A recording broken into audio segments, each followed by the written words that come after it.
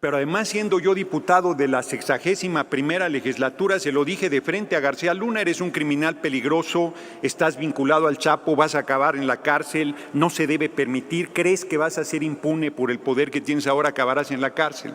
Que eso quedó absolutamente acreditado y los paniaguados se hacen como que no oyen. Calderón, que acaba de comunicarse que desde la cárcel estaba planeando el asesinato y amenazas a periodistas, y los medios en general nada dicen, y los paniaguados se mantienen como las momias de Guanajuato, del estado que gobierna. En consecuencia, se concede el uso de la palabra hasta por 4 minutos a la senadora Nancy de la Sierra Aramburu.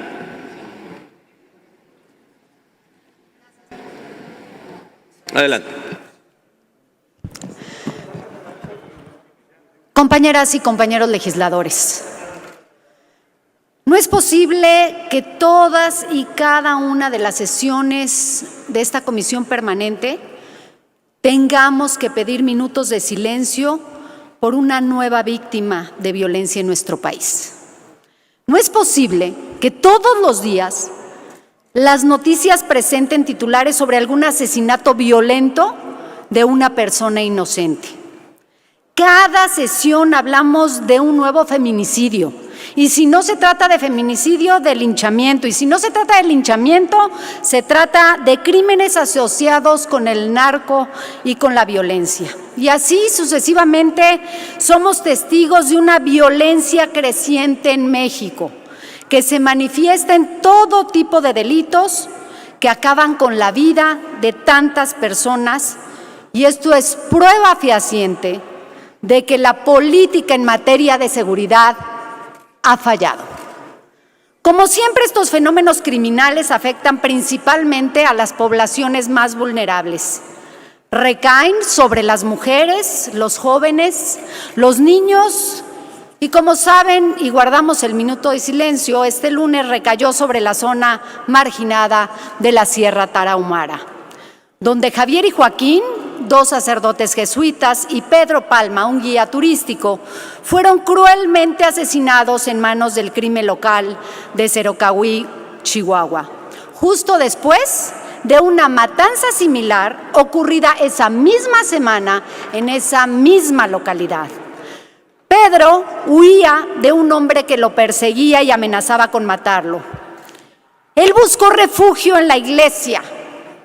Y quiero que quede bien claro, en la iglesia, donde ya ni siquiera se respeta nuestra ideología en base a nuestras creencias.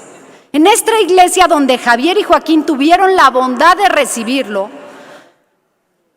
fue lamentable que después de arrebatarle la vida a Pedro a balazos, también se la arrebatara a los 2 sacerdotes por haber ofrecido un refugio que el Estado debía garantizar. Desde luego, en el Grupo Plural condenamos estos asesinatos y exigimos justicia para las víctimas. Reconocemos que las autoridades de seguridad han identificado a un presunto culpable, pero también destacamos que la justicia para Javier, Joaquín y Pedro y su comunidad no se agota con una acción, porque la obligación del Estado ante la violación de los derechos humanos no se reduce únicamente a señalar culpables y repartir castigos. Se trata de buscar soluciones entre los diversos órdenes de gobierno y la sociedad civil. Sin embargo, y hay que reconocerlo, el Estado tiene el deber aún más importante: reparar el daño de estas familias. Por supuesto, asegurar que estas situaciones no vuelvan a repetirse. Asegurar que ningún habitante del país sufra una atrocidad de esta magnitud. En el Grupo Plural estamos convencidos de que esta obligación solo puede cumplirse dejando atrás la lógica reduccionista de crimen-castigo que seguía por los titulares de la semana.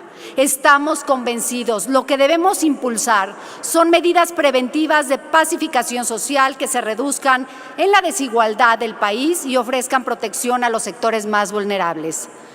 Hoy extendemos la mano a nuestro gobierno y digo nuestro gobierno porque es el de todas y todos los mexicanos, para que juntos rediseñemos la política de seguridad de nuestro país, porque la justicia no se reduce a señalar culpables. La justicia nos exige responsabilizarnos y reconstruir el tejido social para evitar la repetición de estos crímenes que tanto nos duelen. Por mi universidad, la verdad nos hará libres. Gracias, presidente. Tiene ahora el uso de la palabra el diputado Gerardo Fernández Noroña de Morena, hasta por 2 minutos.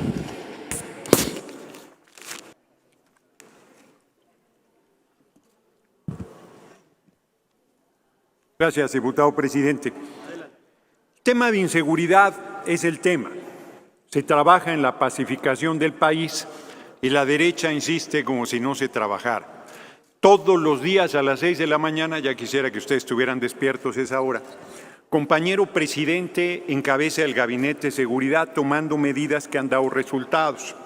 Los feminicidios han disminuido 31.2%, los secuestros 58.3%, el robo de autos 45.8%, el robo en general 29.1%, el homicidio doloso 16.3%.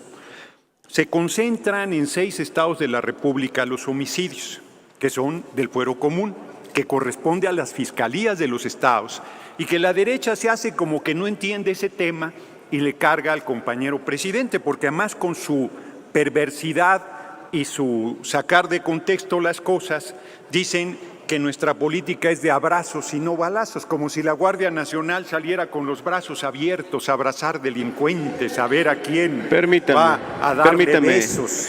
Permítame, diputado Noroña, por favor. Diputado Reginaldo, ¿con qué objeto? Sí, que si el orador nos permite una pregunta a través de su conducto. ¿Acepta la pregunta? Sí, claro. Adelante, tienes tú 1 minuto para formular la pregunta. Sí, diputado Noroña, desde luego que hay una diferencia estratégica de ruptura del tema de combate a la inseguridad, de la estrategia que venía operando con Peña Nieto, la que operó con Calderón, que fue la misma, y la que está operando el gobierno de la 4T con el presidente Andrés Manuel López Obrador. ¿Qué opinas de estas 2 estrategias y 2 visiones? Muchas gracias, diputado Reginaldo Diputado Sandoval. Noroña tiene hasta 2 minutos para responder y una vez concluyendo continuará el resto de su tiempo de su intervención. Muy bien. No hay desapariciones forzadas. La herida abierta de los 43 normalistas de Ayotzinapa, que aún no se sabe qué sucedió con ellos durante el gobierno de Peña, eso no sucede en nuestro gobierno. No hay civiles asesinados en retenes militares supuestamente por no detenerse. No hay daños colaterales. No hay masacres como las que bañaron en sangre durante el gobierno usurpador del comandante Borolas, alias Felipe el Sagrado Corazón de Jesús Calderón Hinojosa. No hay desapariciones desde el poder. No hay presos políticos ni persecuciones. Hay una estrategia que está, por un lado, atacando las causas, con programas sociales, dándoles la mano a los jóvenes, generando becas, desalentando las conductas sociales productos de la desigualdad y la pobreza. Y por otro lado, todos los días, tenaz como es el compañero presidente, viene tomando datos. Dejé mi documento ahí. Bueno, pues ya. Traigo ahí, pero todos los lunes el compañero presidente de cara a la nación da a conocer los datos en materia de seguridad, datos duros, no son especulaciones, son los porcentajes, los datos precisos, entidad por entidad, informando de manera puntual y acreditando los avances en la materia. Claro, sucede lo que acaba de pasar terrible esta semana del asesinato de 2 sacerdotes, junto con una persona que pedía protección en una iglesia en Ures, en la Sierra Tarahumara, o asesinan a un periodista, o se dan los feminicidios, que el Estado de México, que gobierna la oposición, es donde más alto número de feminicidios hay, y se lo cargan al gobierno del compañero presidente López Obrador. Se va de toda responsabilidad. Guanajuato es el principal estado con homicidios dolosos de los paniaguados, 1,292. Michoacán, que ahora lo gobernamos, pero que lo desgobernó Silvano Aureoles, que debería estar en la cárcel, 1,204, me sigo de frente. El Estado de México, que como ya dije, gobierna el PRI, 1,067 homicidios. Baja California, que gobernamos nosotros, 1,039, que estuvo en manos de PAN por décadas. Jalisco, 816. Sonora, que acabamos de arribar al gobierno, 732. Y Chihuahua, que no está considerado entre los 6 más graves, que concentran el 48%, tiene 728, apenas 4 homicidios abajo de Sonora, que también gobierna Acción Nacional. Permítame, diputado Noroña. Diputado Atanasio, ¿con qué objeto? Gracias, señor presidente.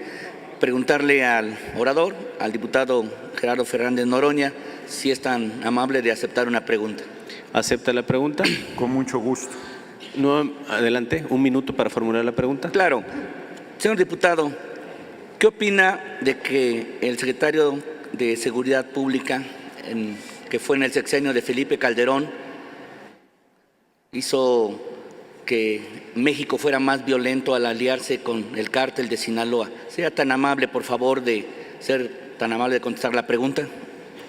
Nuevamente 2 minutos para responder y continuará corriendo el reloj de su intervención original al final de esos 2 minutos. Muchas gracias. No solo Genaro García Luna, toda la cúpula de la Secretaría de Seguridad Pública, los subsecretarios Cárdenas, Palomino y otros que ahora no recuerdo, todos están confesos de vínculos con el narco y con el grupo del Chapo Guzmán. Pero además, siendo yo diputado de la 61ª legislatura, se lo dije de frente a García Luna: eres un criminal peligroso, estás vinculado al Chapo, vas a acabar en la cárcel, no se debe permitir, crees que vas a ser impune por el poder que tienes ahora, acabarás en la cárcel. Que eso quedó absolutamente acreditado y los paneaguados se hacen como que no oyen. Calderón, que acaba de comunicarse que desde la cárcel estaba planeando el asesinato y amenazas a periodistas, y los medios en general nada dicen, y los paneaguados se mantienen como las momias de Guanajuato, del estado que gobierna. Entonces hay mucha hipocresía con el tema, porque se usa de manera dolosa. Bueno, se acaba de descubrir que traían toda una estrategia la oposición para acusar al compañero presidente de vínculos con el narco, que es el lawfare famoso, el golpe de Estado en nombre de la ley. Como no pueden acusarlo de corrupto porque no lo es, ahora intentan ponerle el San Benito de vínculos con el narco cuando nosotros combatimos a todos los grupos criminales por igual. No hay concesión a ninguno, hay un proceso permanente, tenaz, firme de nuestro gobierno, hay una diferencia absoluta y estamos en pos de que se pacifique el país. Claro, la gente con todas estas situaciones, todos quisiéramos que ya se resolviera. Bueno, aquí vinieron a tribuna a decir que no asesinen a nadie, como si la humanidad no estuviera su historia plagada de asesinatos, como si eso fuera a desaparecer con algún gobierno. Una cosa es bajar los niveles de criminalidad y de delincuencia, y otra cosa es desaparecerlos. Quien plantee que estos van a desaparecer es una demagogia y un absurdo ridículo. De cualquier manera, yo plantearía, fíjese, aquí adelantaría, que el gran Ricardo Flores Magón tenía razón el 19 de noviembre de 1910 cuando dijo: no nos conformemos con quitar a Porfirio Díaz para poner a otro en su lugar, cambiemos el sistema económico. Yo estoy convencido que hay que cambiar el sistema económico para ir de fondo a las causas fundamentales que están generando esta violencia, y mientras eso se da, estoy convencido también que deberíamos abrir una discusión sobre la legalización de todo tipo de drogas. Entiendo perfectamente que tendríamos una presión enorme de Estados Unidos. Diputado. Concluyo. Pero es evidente que mientras no les quitemos el poder económico que genera la venta ilegal de las drogas, que además genera un poder militar impresionante, estamos imposibilitados de llegar al fondo, mientras Estados Unidos es el principal consumidor de droga del mundo, no desmantela a sus bandas de distribución y no atiende el problema de consumo de drogas de su pueblo como un tema de salud pública fundamental. Yo creo que es parte del debate que deberíamos abrir. Muchas gracias, diputado presidente.